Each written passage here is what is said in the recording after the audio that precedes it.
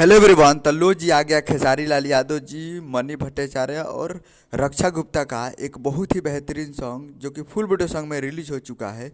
और इस गाने को लिखे हैं कृष्णा बेदर्दी जी और इसमें म्यूजिक भी दिए हैं कृष्णा बेदर्दी जी। और इसे गाया है खेसारी लाल यादव जी, प्रियंका सिंह और शिल्पी राज जी। तो फुल वीडियो सॉन्ग रिलीज हो चुका है जो कि आपको स्क्रीन के ऊपर दिखाई दे रहा है, जिस सॉन्ग का टाइटल रखा गया है हमारा से ड्यूटी डबल ना हुई। और ये फुल वीडियो सॉन्ग आज रिलीज हो चुका है सुबह सुबह ही। और full video song release in on 27 जून को सुबह 7 बजे फुल वीडियो सॉन्ग आ चुका है। और एक मूवी का सॉन्ग है जिस मूवी का नाम है सन ऑफ बिहार। और काफ़ी बेहतरीन वीडियो सॉन्ग है और फुल वीडियो सॉन्ग में आज सुबह सुबह रिलीज कर दिया गया है। और वीडियो में है खेसारी लाल यादव जी, रक्षा गुप्ता और मनी भट्टाचार्य जी, दो हीरोइन है और खेसारी लाल यादव जी है।